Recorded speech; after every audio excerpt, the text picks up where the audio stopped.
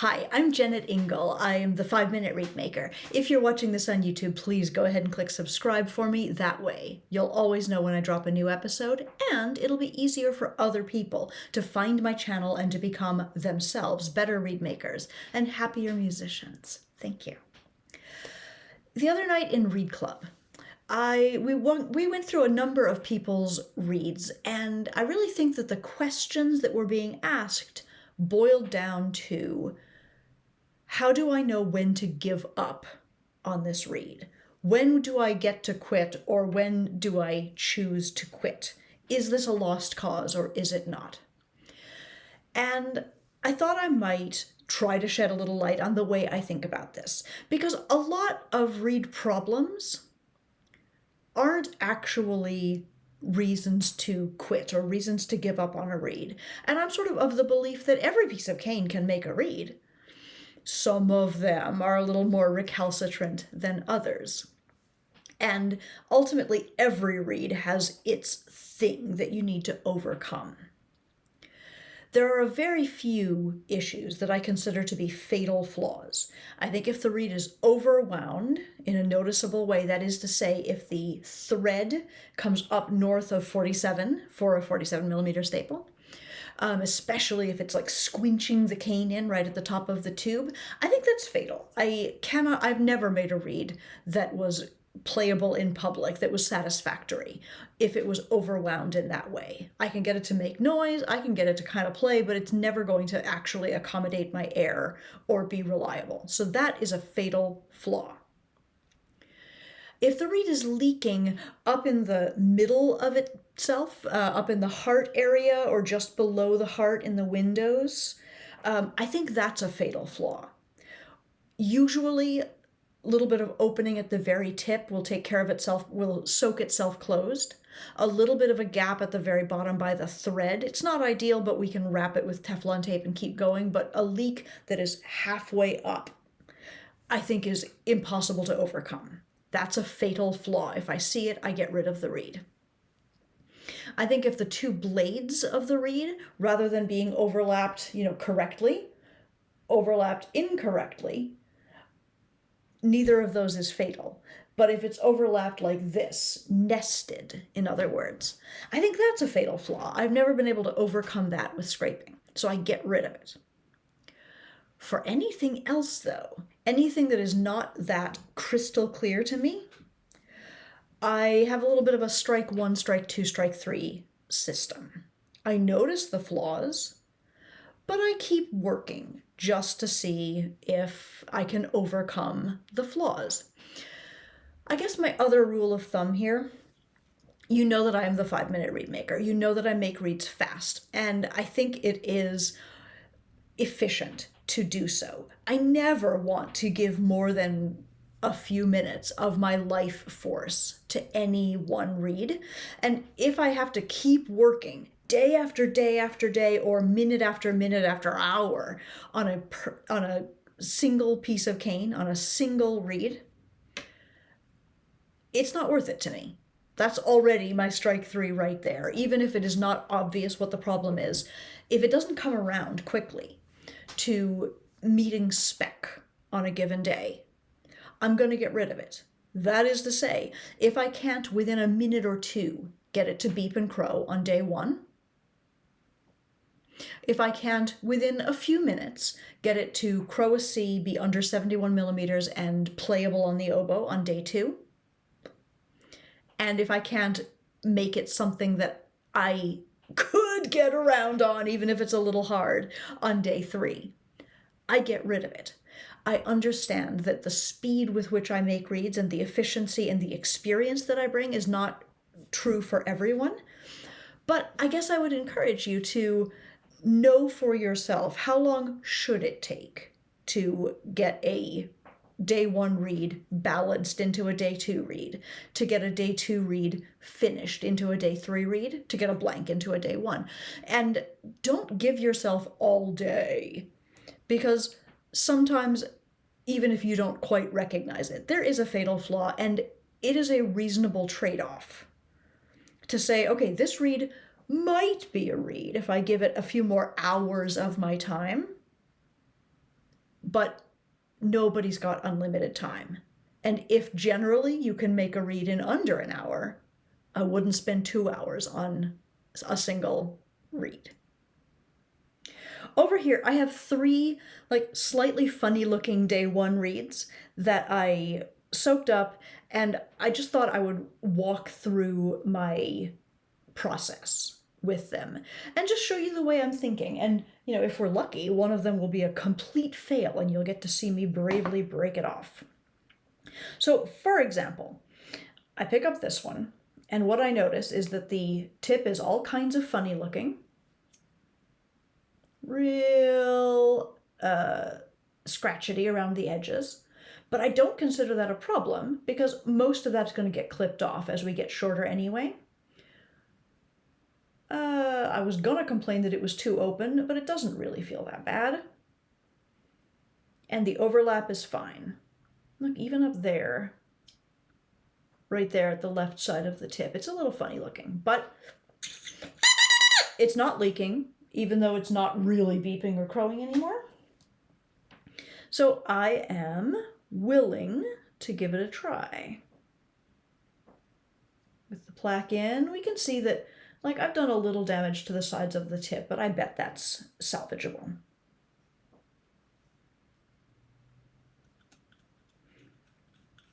So I go in, I pet the kitty.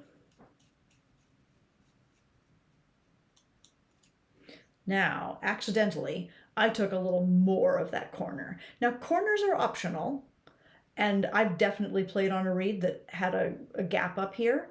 But I'm definitely calling that a strike 1. This is not an ideal looking reed, and that was completely my own fault, not a cane error, not a cane problem or an inbred problem with this reed.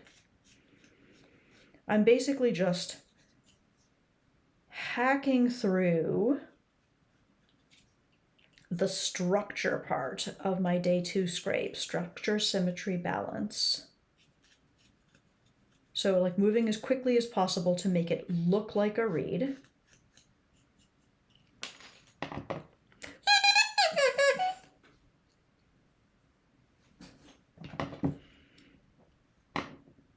This tip feels dreadful to me in my mouth, as though it's gotten ridiculously too over-scraped, and I don't know when or where that happened. That may be the cane problem that makes this reed go bye-bye. But as I clip, and it's not quite coming around. It doesn't want to crow. The tip still feels incredibly flimsy.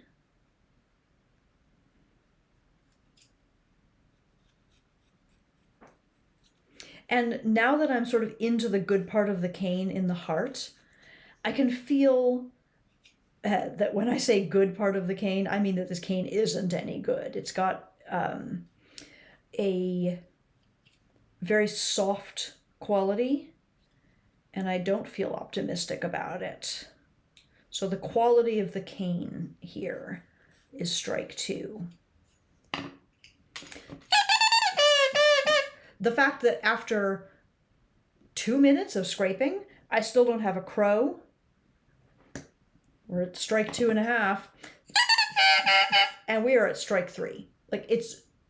Even though it's beginning to look more like a reed, even though plenty of reeds in my case have that much corner missing and are still fine, this reed is not working for me. Strike 1, corner. Strike 2, funny feeling cane, flimsy feeling cane. Strike 3, it didn't come together in 2 minutes. All right, this guy, what I notice is that it's incredibly wide open, which in a finished reed would not be acceptable. In a day 1 reed, it's not great, but it's okay. I notice that there's a pretty hefty crack right here. It's that same crack that always shows up underneath the thread, but sometimes sneaks up above. And I can see where in my day 1 scrape, I came all the way down with my scrape to the thread to try to overcome that. The scraping itself looks pretty clean, but that big crack, noticeable crack here, I'm going to call strike 1. And it also might possibly be the reason that we are so open now. So because we're super open, I'm going to start by just cleaning up the tip structure. And isn't it interesting how heavy this is? There's so much wood here, even though I definitely did get it to beep and crow yesterday. A day 2 reed always feels heavy.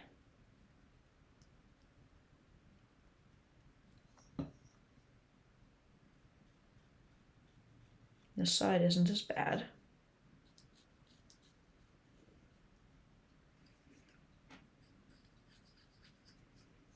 All right, and my bigger interest actually, because the reed was so open, is to work in the windows.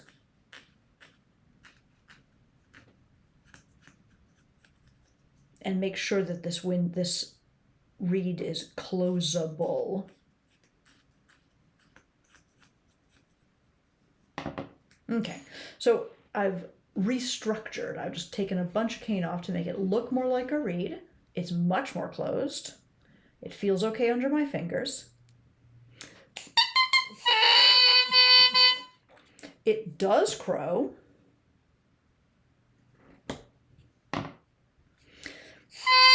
It even crows a C, and I'm sure it will play on the oboe.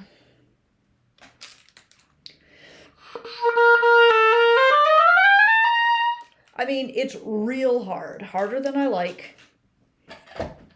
And yet, after this, few minutes of scraping, this reed looks like a reed, crows a C, plays on the oboe, it's under 71 millimeters, and I'm gonna give it another day because it only had one strike against it, and it's made it to spec. This guy I pulled out because it's a super funny looking piece of cane. It's also got a corner missing up here a little bit. And it's not as open as it was when it was dry, but it's not great. And I'm not on this blade, but on this blade I think I'm seeing a little of that crack, but it might just be another funny grain.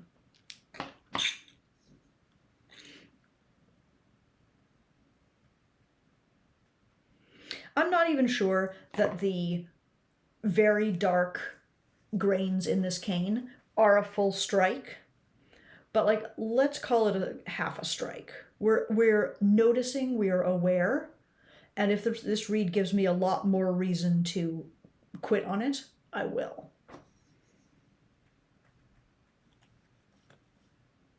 But it feels good under my knife. Actually, this is the nicest piece of cane.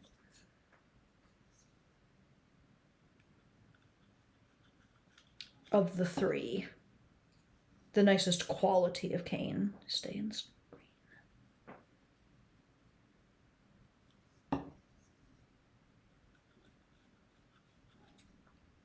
So I'm just cleaning up the tip. Cleaning up the heart.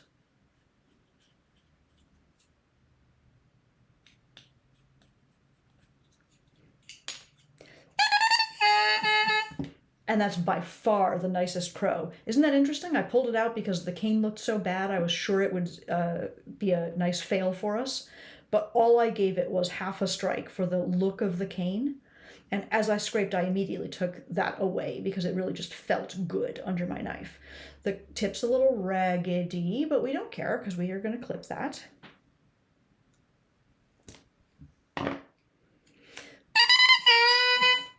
A little tiny bit more. Throw it on the oboe.